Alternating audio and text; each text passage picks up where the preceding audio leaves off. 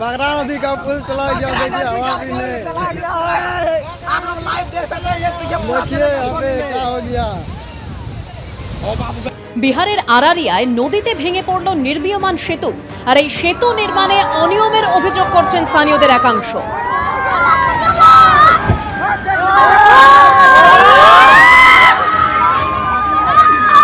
बगरा नदी चला गया पुल।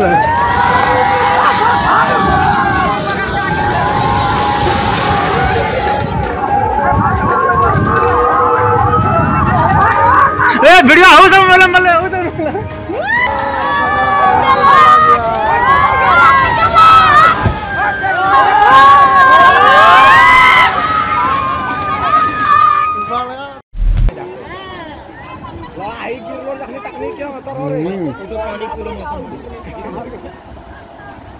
पानी इतना भाई मिनट चल भागते ना रिक्स न खलवा मैं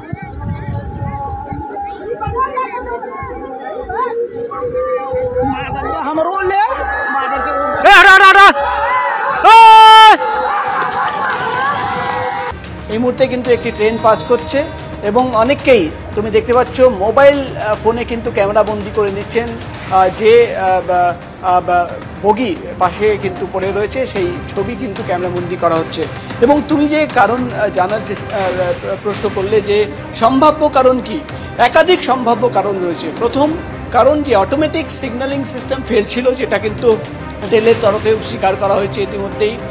দ্বিতীয় সম্ভাব্য কারণ ট্রেন ট্র্যাকিং যে সিস্টেম সেটাও কিন্তু খারাপ হয়ে গেছিলো, যার ফলে ট্রেন কোথায় রয়েছে অর্থাৎ কোন স্টেশনে এই সিগন্যালের সামনে কাঞ্চনজঙ্ঘা এক্সপ্রেস দাঁড়িয়ে রয়েছে সেটা কিন্তু জানতেই পারলেন না যারা কন্ট্রোল রুমে বসেছিলেন।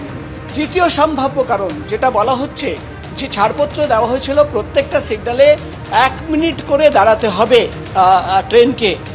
তাহলে আরেকটা সম্ভাব্য কারণ যেটা তদন্ত করে দেখছেন তদন্তকারীরা, যে যে জায়গায় আমি রয়েছি, যে জায়গায় দুর্ঘটনা ঘটলো সেখানে কি কাঞ্চনজঙ্ঘা এক্সপ্রেস 1 মিনিটের বেশি সময় ধরে দাঁড়িয়েছিল? তাহলে কি অনেক সময় ধরে দাঁড়িয়েছিল যার জন্য পেছন থেকে মালগাড়ি তাকে ধাক্কা মারলো? একাধিক সম্ভাব্য কারণ রয়েছে।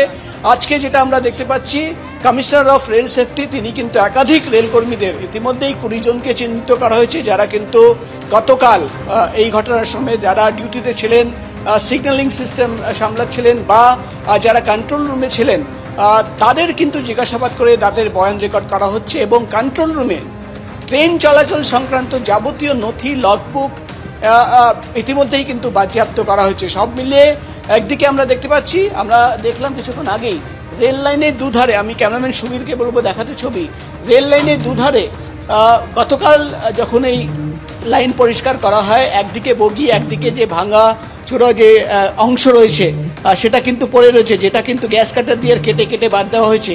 সেই গোটা দুদিকেই কিন্তু সবুজ রঙের পর্দা দিয়ে ঘিরে ফেলা হয়েছে, অর্থাৎ অনেকেই বাইরে থেকে এসে এটা দেখার চেষ্টা করছিলেন।